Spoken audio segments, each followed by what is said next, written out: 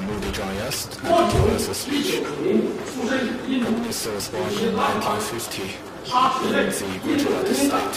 He has served as the Secretary General to the Janata Party and also the Secretary General to the whole country.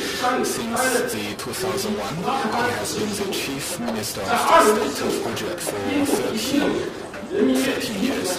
During the 16th election of 2014, his party won the majority seats. He became the Prime Minister in May 2014. Since Prime Minister Modi took office, he spent a lot of effort to promote the economic reform and the high-speed growth of the economy to attract international attention. Now, ladies and gentlemen, I would like to begin my time and floor to Prime Minister.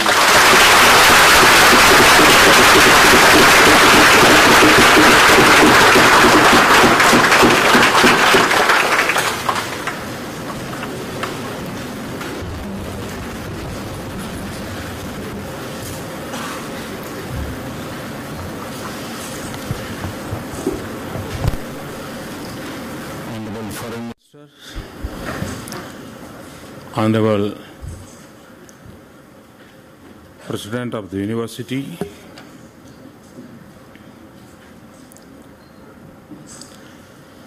Wachan Han Kaoxing. I'm very happy to join the world-famous Tsinghua University.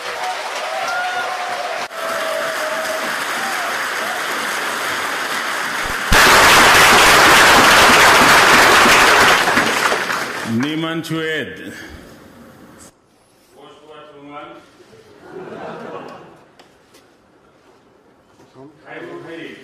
What do you think my Chinese? Is this okay for me to speak in Chinese?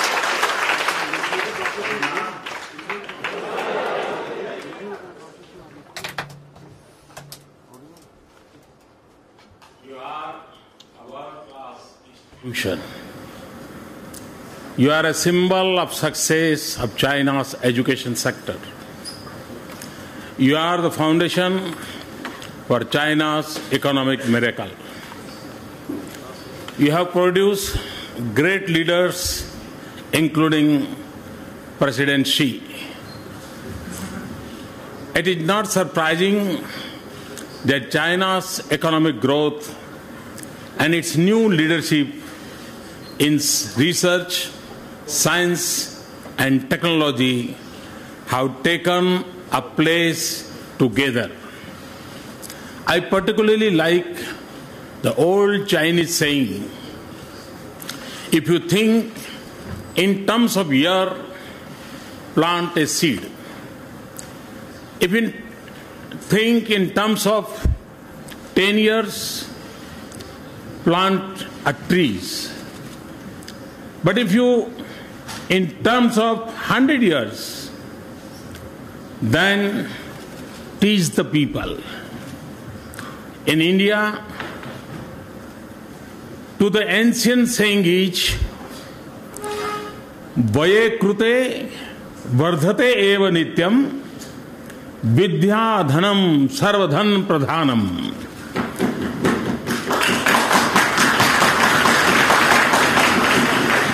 The wealth that increases by giving, that wealth is knowledge and is supreme of all possessions. This is one example of how our two nations are united in their timeless wisdom. There is much more, though, that links our two ancient civilizations. I began my journey in China in Xi'an. In doing so, retraced the footsteps of the Chinese monk Hanstang. He traveled to India from Xi'an in the 7th century in search of knowledge and returned to Xi'an as a friend and chronicler of India. President Xi's visit in India last September started from Ahmedabad. It is not far from Vadnagar, my birthplace, but important because it hosted Huansung and many pilgrims from China. The world's first large-scale educational exchange program took place between India and China during the Tang dynasty. Records talk of about 80 Indian monks coming to China and nearly 150 Chinese monks returning after their education in India. And yes, this was in the 10th and 11th century. Mumbai's rise as a port and a shipbuilding center, each because of cotton trade with China. And those who love silk and textile know that India's famous Tanchoi saris owe themselves to three brothers from my state of Gujarat who learned the art of weaving from Chinese masters in the 19th century. And in an unquestionable evidence of our ancient trade, silk in our classical Sanskrit language is called Shinapatta. So, the centuries-old story of our relations has been of spiritualism, learning, art and trade. It is a picture of respect for each other's civilization and of shared prosperity. It is reflected in the human values of Dr. Dwarkanath Kotnis, a doctor from India who treated soldiers in China during the Second World War. Today, after difficult and sometimes dark passages of history, India and China stand at a rare moment of vast multiple transition in the world. Perhaps the most significant change of this era is the re-emergence of China and India. The world's two most populous nations are undergoing economic and social transformation on a scale and at a speed that is unmatched in history.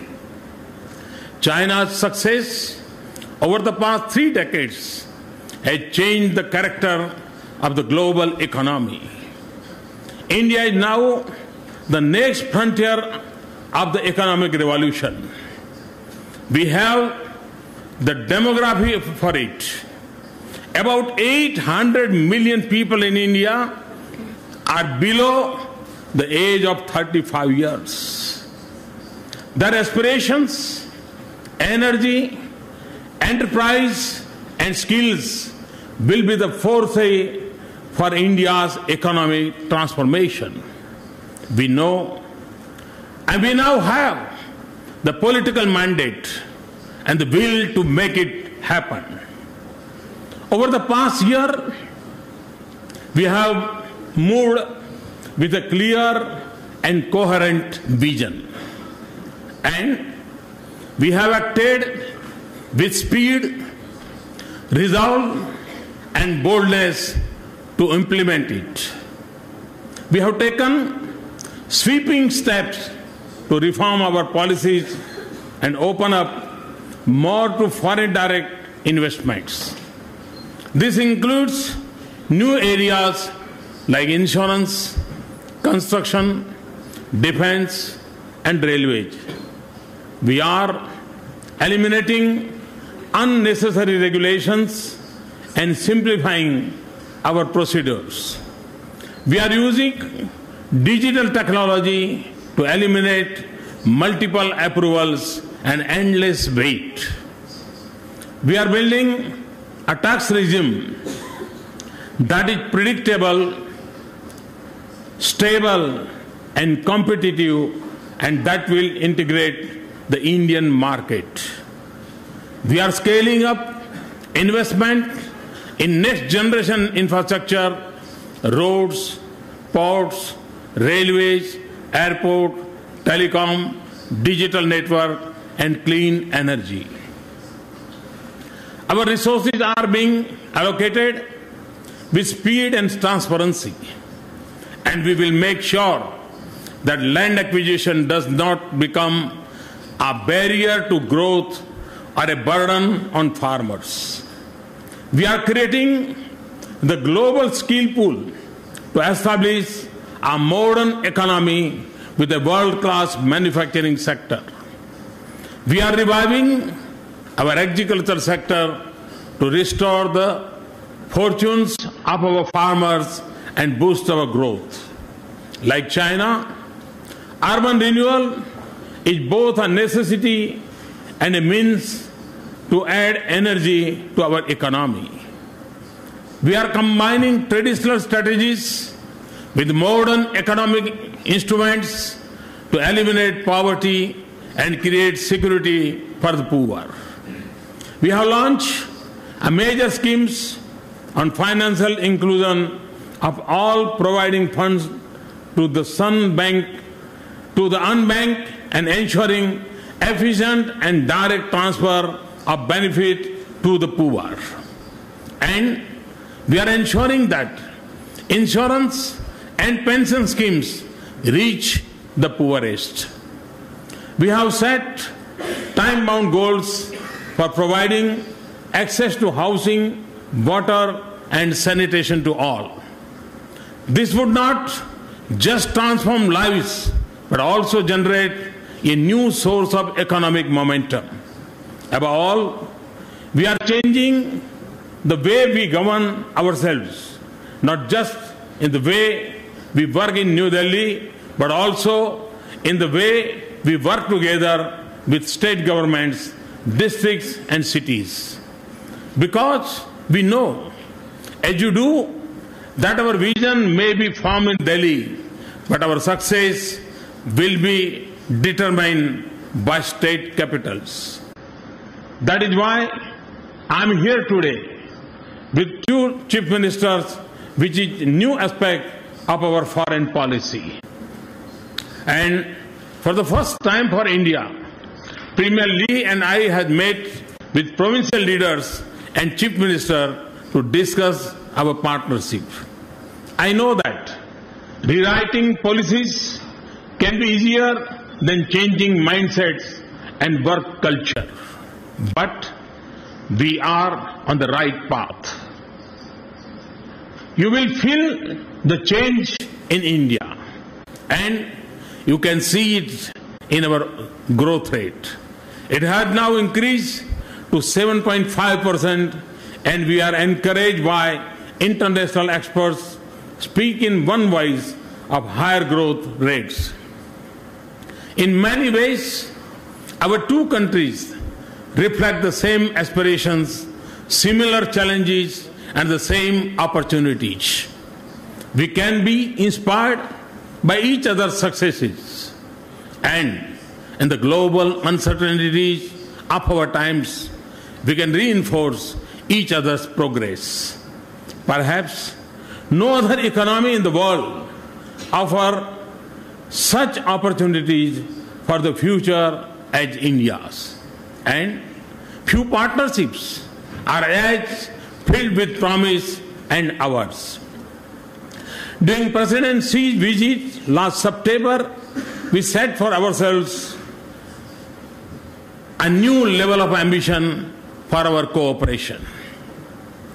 Partnership in modernizing Indian railways, 2 Chinese industrial parks in India, commitments of $20 billion in investments into India, the next 5 years partnership in our Make in India mission, that is the shape of our future.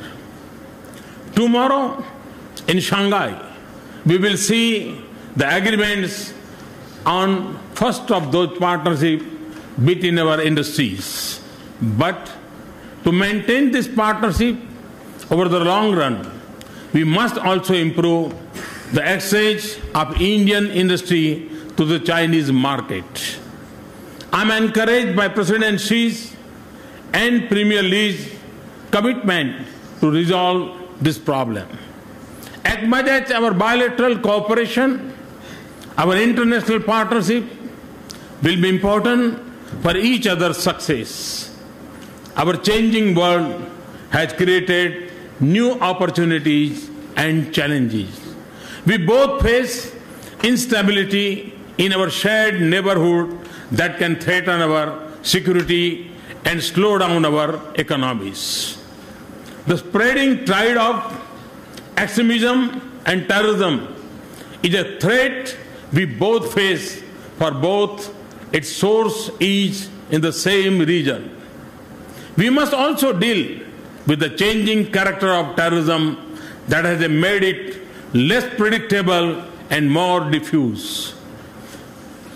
We source a large part of our energy from the same region that faces instability and uncertainty future. India and China conduct their international commerce on the same sea lanes. The security of sea lanes is vital for our two economies, and our cooperation is essential to achieve it.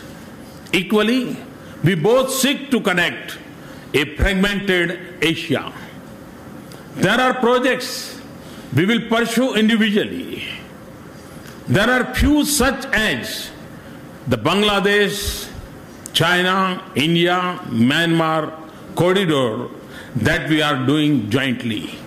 But geography and history tell us that the dream of an interconnected Asia will be successful when India and China work together.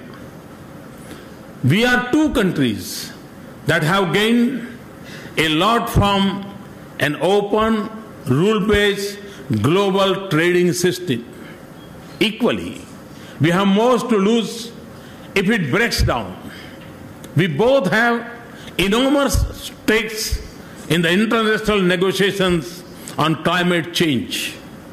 Our cooperation in these reforms will be crucial to shape their outcomes.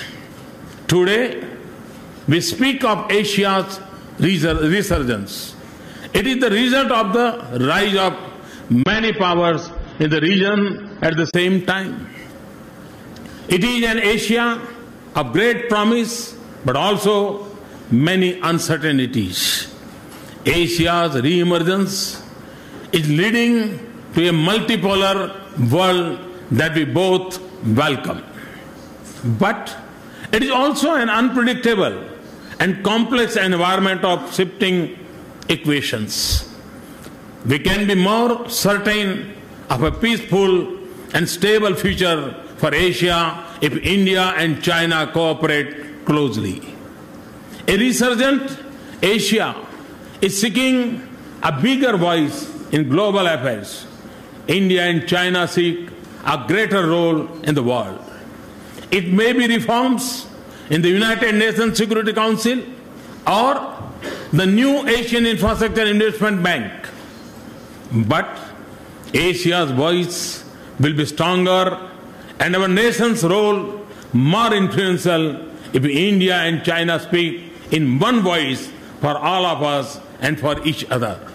Simply put, the prospects of the 21st century becoming the Asian century will depend in large measures of what India and China achieve individually and what we do together.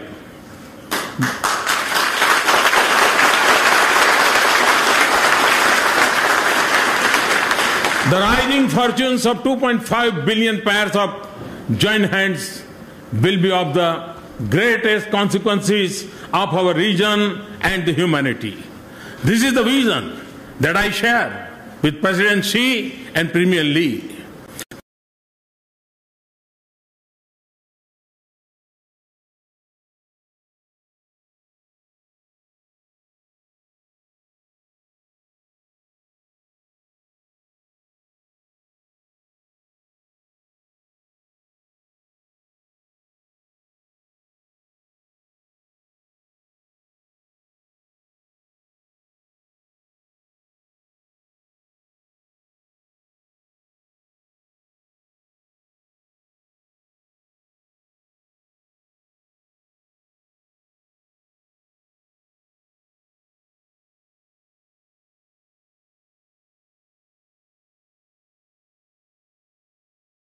Try to settle the boundary question quickly. We both recognize that this is history legacy. Resolving it is our shared responsibility to the future.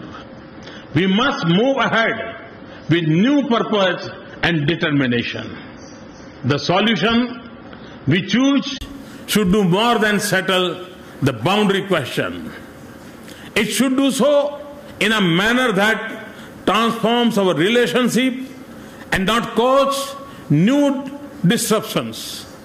We have been remarkably successful in maintaining peace and tranquility along the border. We must continue to do that on the principle of mutual and equal security.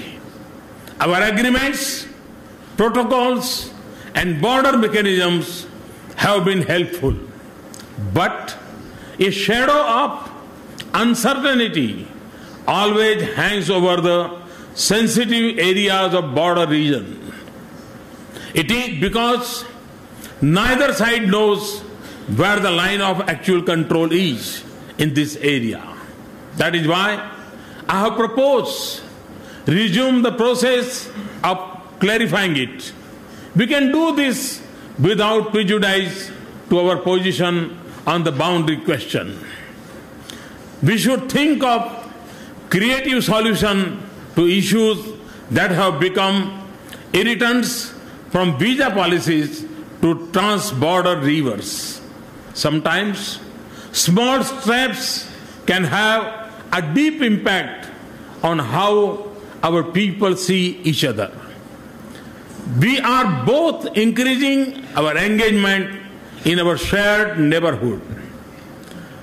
This calls for deeper strategic communication to build mutual trust and confidence.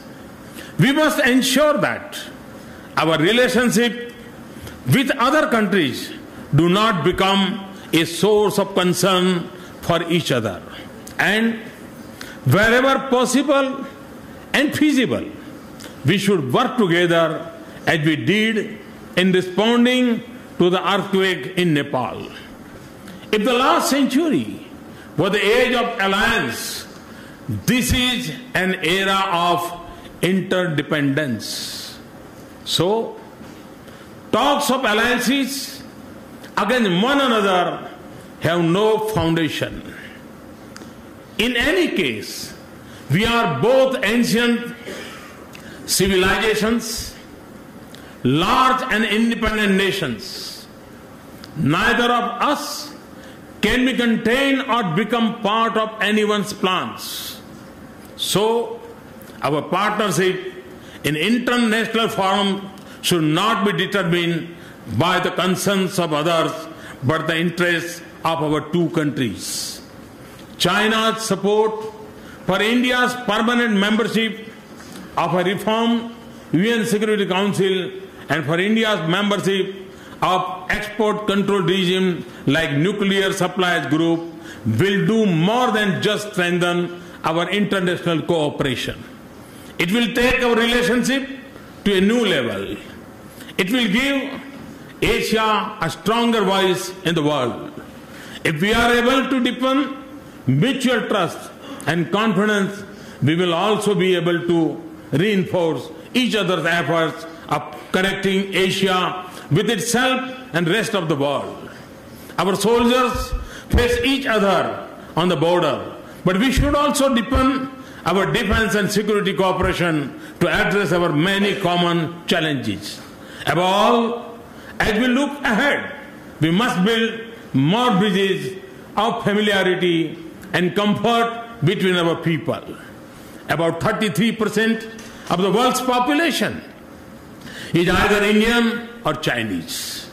Yet, our people know very little of each other. We must seek inspiration from the pilgrims of the ancient times who braved the unknown in search of knowledge and enrich us both. So we have decided to extend electronic tourist visa to Chinese nationals. We are also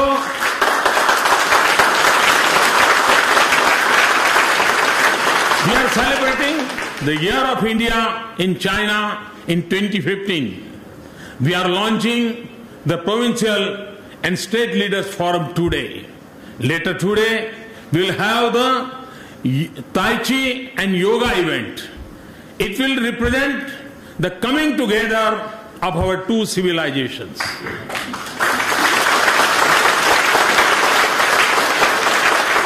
We are starting the Gandhi and India Study Center in Fudan University and a college of yoga in Kunming.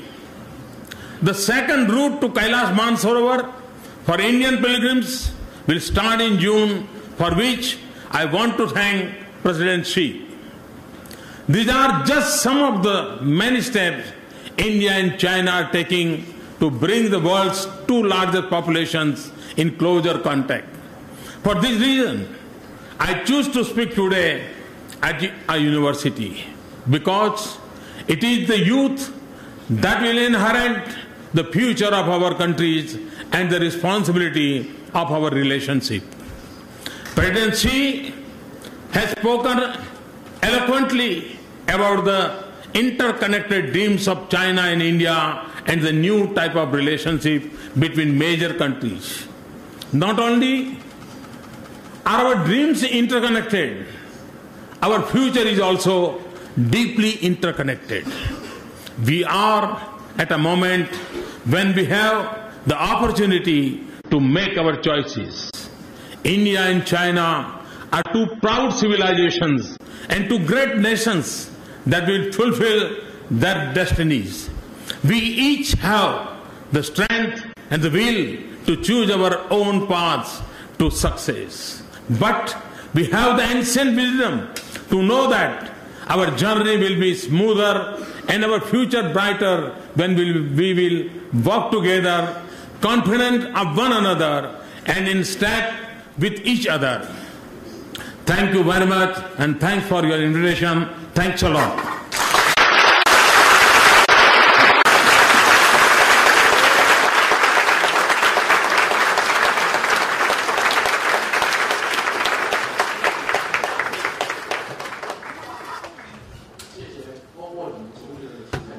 Thank you very much, Prime Minister Modi, for your wonderful speech. Now the floor is open for questions. Any questions from the floor? Yes, please. I'm Gao Cheng, a graduate student from the Department of Thermal Engineering. Well, in the age of globalization, regional cooperation plays a pivotal role in one nation's development. Being neighbors, China and India both have the great economic potentials. So what do you think about the idea of expanding China-India bilateral cooperation into a regional cooperation? And what regional architecture for economic cooperation would India suggest to Chinese leaders? Thank you.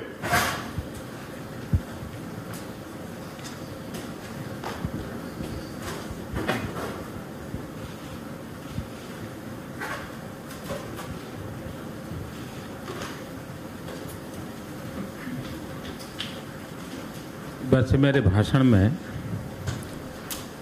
मैंने विस्तार से इस बात का उल्लेख किया है। आज वर्ल्ड ऑर्डर पूरी तरह बदल चुका है, और जब वर्ल्ड ऑर्डर पूरी तरह बदल चुका है तब, और सारी दुनिया जब कहती है कि 21वीं सदी एशिया की सदी है, तब एशिया में रहने वाले हम लोगों का दायित्व सविशेष बढ़ जाता है, और उसमें भी चीन और भारत का दायित्व और बढ़ जाता है। भारत ने और चीन ने आर्थिक विकास की दिशा में कई पहल करनी होगी। चीन के पास 3 चीजों में विशेषताएं हैं: स्केल, स्किल एंड स्पीड। वो हर चीज बहुत विशाल रूप से करते हैं और बहुत तेज गति से करते हैं। भारत भी उसी तेज गति से आगे बढ़ना चाहता है। तो ऐसे कई क्षेत्र हैं कि जिसमें हम मिलकर के काम कर सकते हैं। चाइना ने 30 साल पहले अर्बनाइजेशन को एक अपॉर्चुनिटी माना और उसने urban infrastructure, urban quality of life, urban को इकोनॉमी का ग्रोथ सेंटर, और उसका परिणाम चाइना को मिला। आज भारत भी स्मार्ट सिटी का कंसेप्ट लेकर के आगे बढ़ रहा है। तो मैं समझता हूं कि हम लोगों के लिए ये आवश्यक है कि हम दोनों देश एक दूसरे के साथ, जैसे आईटी, भारत चाइना के लिए बहुत कुछ कर सकता है। टूरिज्म भारत और चाइना के बीच बहुत बढ़ सकता है। टेक्नोलॉजी के क्षेत्र में हम बहुत आदान प्रदान कर सकते हैं। और इसलिए मैंने मेरे भाषण में भी विस्तार से कहा है कि आर्थिक संबंधों और समझौतों को लेकर के हमें आगे बढ़ना है।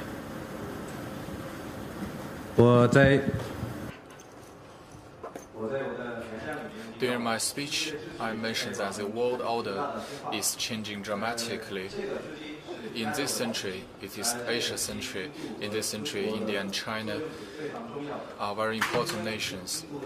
The bilateral relationship of India is on the rising path. I said a lot that China has 3 advantages, for example, scale, skill, etc., etc., and India would like to speed up the development.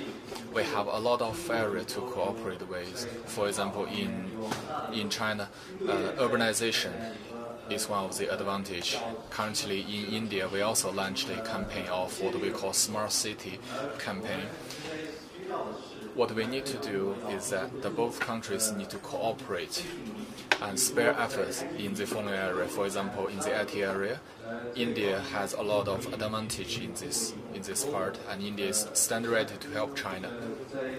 In the technology area, we can also have cooperation.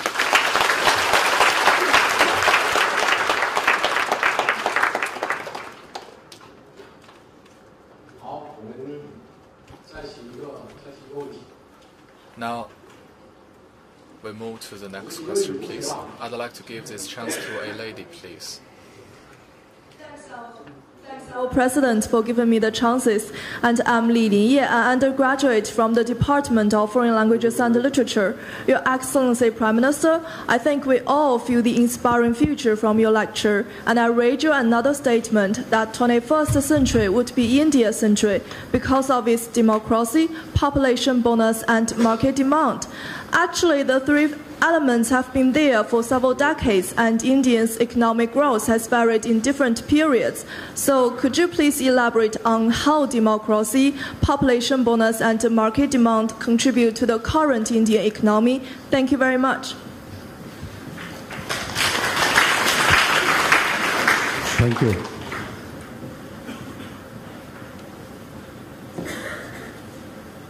मैं हमेशा कहता हूं कि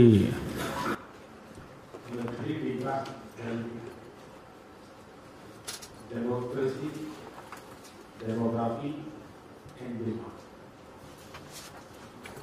125 करोड़ का देश वो अपने आप में एक बहुत बड़ा परचेजिंग पावर भी है। एट द सेम टाइम जिस देश के पास 800 मिलियन वो लोग हैं जिनकी उम्र 35 साल से भी कम है, और दुनिया एक व्यवस्था के प्रति सर्वाधिक भरोसा करती है, और जिसके कारण दुनिया के साथ जुड़ना बड़ा सरल हो जाता है, वो है डेमोक्रेसी। ये तीनों ऐसी ताकत है कि जो आने वाले दिनों में विश्व का ध्यान आकर्षित करते हैं। अगर हमें मैन्युफैक्चरिंग सेक्टर में जाना है, सारी दुनिया में 2020 के बाद जो वर्कफोर्स की रिक्वायरमेंट, कई देश होंगे कि जिनके पास टेक्नोलॉजी होगी, इंफ्रास्ट्रक्चर होगा, पैसे होंगे, लेकिन आगे बढ़ने के लिए वर्कफोर्स नहीं है। ऐसे समय भारत का यूथ एक दुनिया के वर्कफोर्स के रिक्वायरमेंट को पूरा कर सके, इतना सामर्थ्य। उसी प्रकार से मैन्युफैक्चरिंग सेक्टर में यूथ पावर का बहुत बड़ा रोल है। रिसर्च और इनोवेशन करते हैं तो यूथ पावर का बहुत बड़ा रोल है। और तीसरा जो डेमोग्राफिक डिविडेंड है वो सिर्फ भारत की ताकत के रूप में नहीं, दुनिया की आवश्यकता की पूर्ति करने का एक महत्वपूर्ण अवसर भी है।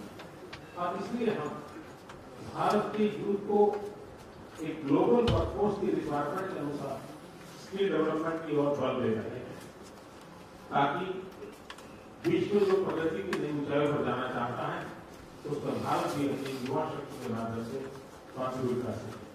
और लोकतंत्र ऑफकोर्स हम जानते हैं कि दुनिया के सभी देश आज लोकतंत्र के प्रति, उस व्यवस्था के प्रति और खास करके युवा जनरेशन, यंग पॉपुलेशन जो है वो इसमें सर्वाधिक रुचि रखते हैं।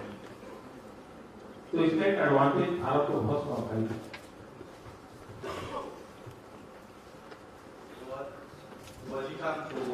I said a lot that India has 3D advantages, for example, democracy, demographic dividend, etc., etc. India has 1.2 billion people.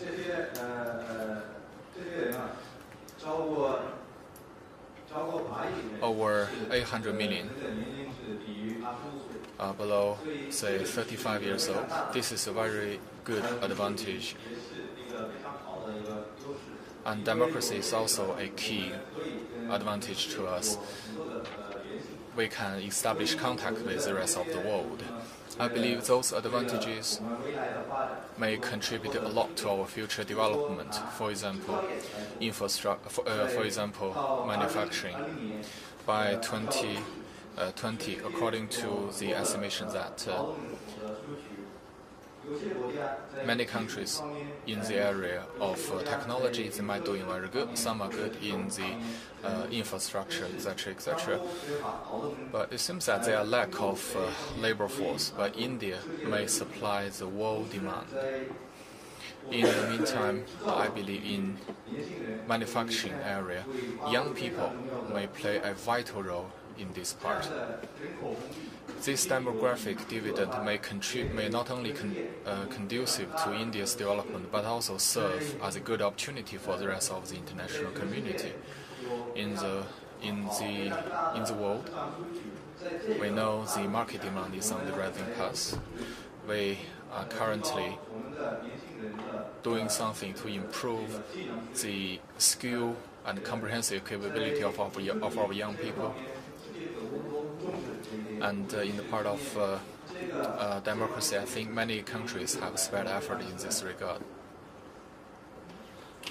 Thank you.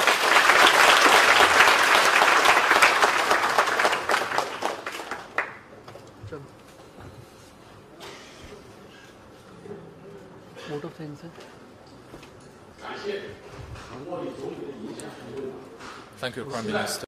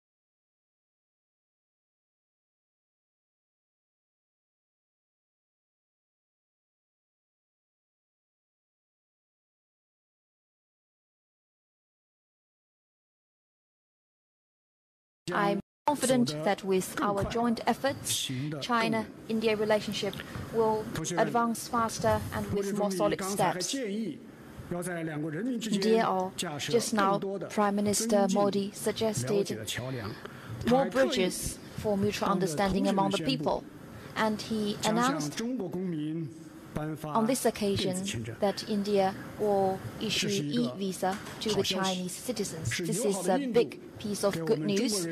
This is a gift from the friendly nation of India to the Chinese people. Let us thank Prime Minister Modi once again.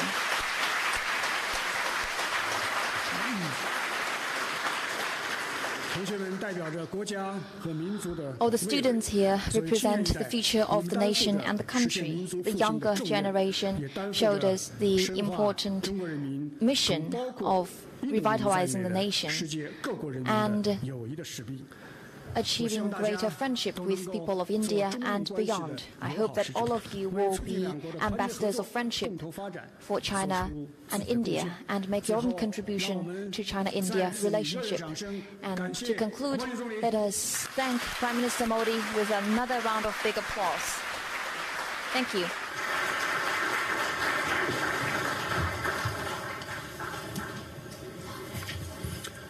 感谢王毅部长的支持。现在我谨代表清华大学向莫迪总理赠送清华海外名师讲坛荣誉纪念牌。On behalf of Tsinghua University, I present this lecture souvenir to Prime Minister Modi.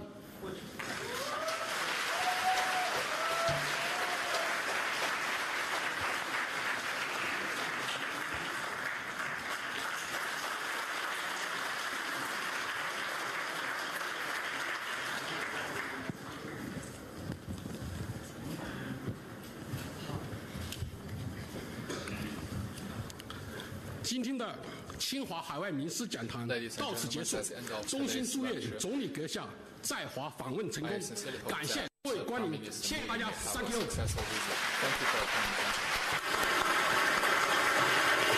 现在请莫迪总理与嘉宾离场。哦 ，sorry。非常热情。